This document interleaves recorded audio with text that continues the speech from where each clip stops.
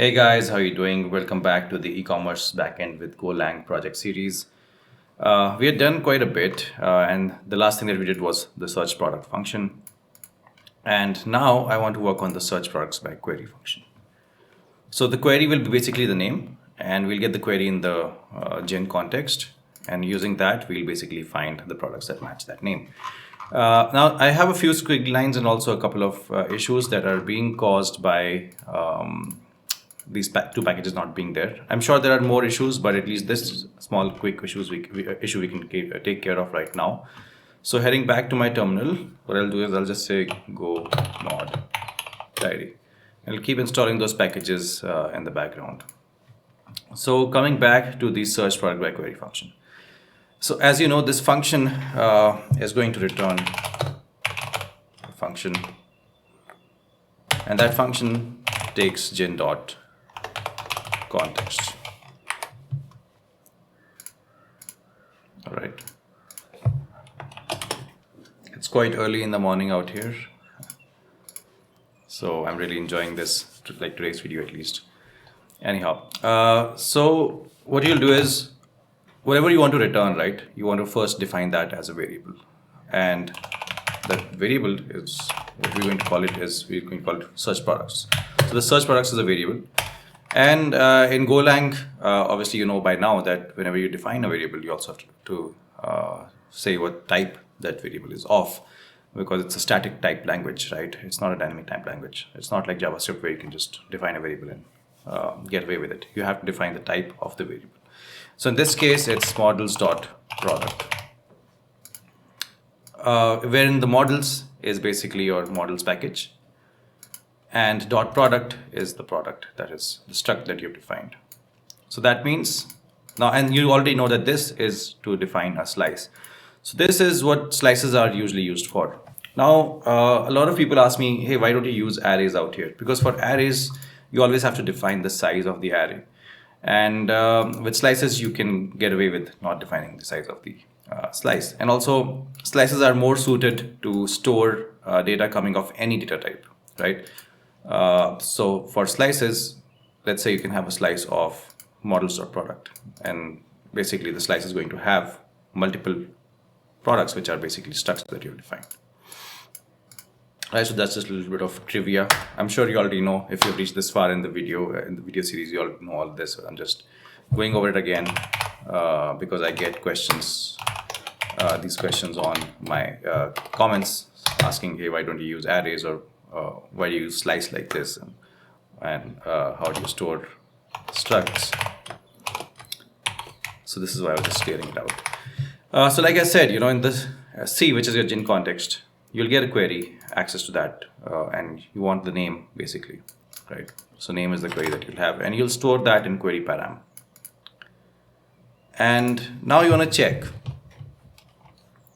So a couple of things can happen, right? That when we're passing the name, which is the query param, it could be empty. So you want to check if it's empty. Right, so how do you do that? You do that by saying if query param is double equal to empty string. Then you want to print out query is empty. And you want to say c.header content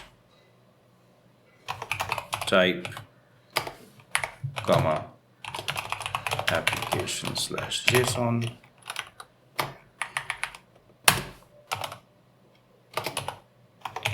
So whenever something like this happens, right, where like the query param is empty, you want to do two things always. Like this applies to whenever you're writing code for any program. When you do the two things, you always want to log that out in your terminal for yourself, so that whenever, let's say it's on production, you can go into the server and check out the logs and see what happened exactly, or where the program had reached, if there was an error or issue for a particular user. And the second thing you want to do is you want to return something in the JSON response to Postman or to the front end, whichever is calling this API. So always you want to do two things. Now, in many of the projects that I show you, I don't do both of these two things all the time. And that's because we're rushing through things and I'm just showing you the main concept, but I just want you to know that this is what you can do. So like, let's say if I'm showing you a scraper and I don't log it out as well as send a postman or JSON response. Now that doesn't mean that I don't do that in production, right? I always have these two things in production. So why I'm not showing it to you out there in a let's say scraping kind of a video is because I want you to focus on the scraper at that point of time, because I assume that you'll take care of all the other small details, nitty-gritties, and boilerplate code like this. Okay. Status not found. Comma gen.h. Error is invalid. Search index. Awesome. And then you want to abort. And you want to return from this function. Now we'll just do what we always do. We'll just define context and cancel.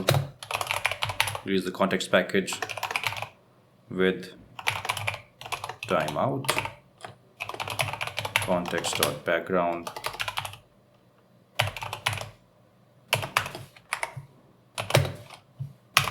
hundred multiplied by time dot second, and before cancel. All right. Now, if query param was empty, we've handled that case. But if we receive something in query param, right? If query param was not empty, what do you do then? Then what you do is you go to product collection, and then you find the products with that name or with that query parameter. So you can say you're going to pass, obviously, whenever you want to work with a database, you want to pass the context with the timeout, because you don't want it to block the complete process, right? Forever. So you want to have a particular amount of timeout. So you're going to pass the context and you want to say bison.m,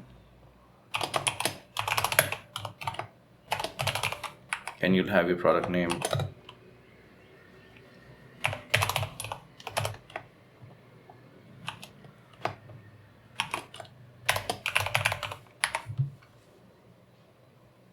and the product name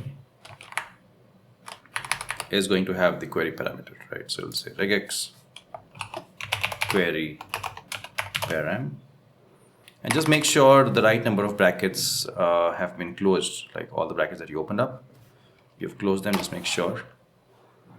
So from the database, with the product name matches the query param, you're going to find those products, and you're going to capture that in a variable. Right, whatever is returned from this function, whenever you perform a database function, if you've been seeing all my other videos, when you perform a database related function, you will get two things. You'll get what you want, which is the search query db, and you'll usually or ideally get an error depending on the ORM that you use or the way that you interact with the database. But you can expect this is a very common pattern. You always get an error back. If that function doesn't return two values, Golang will automatically tell you that, hey, this function doesn't return two values, so you don't have to try to capture this error. So this error return. Now with Golang, you already know probably that you always want to handle the error in the next line itself. So let's say c.indented JSON 404, comma, something went wrong while fetching the data.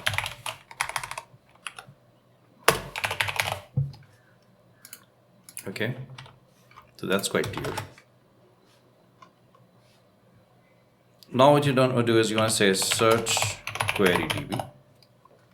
Basically what you have received here, dot all,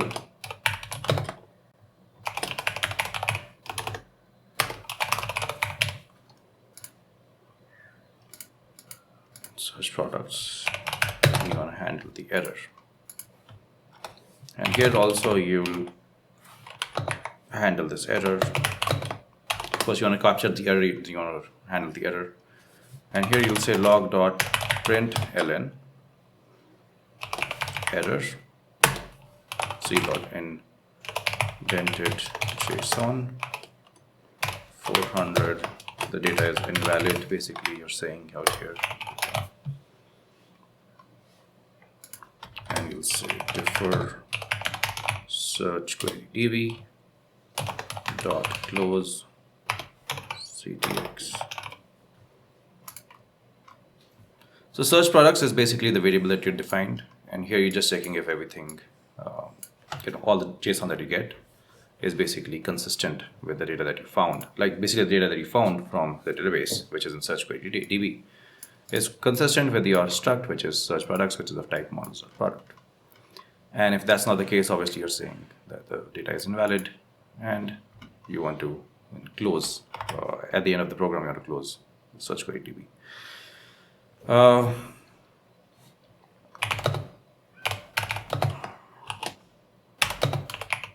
And in the search query db, if there's an error,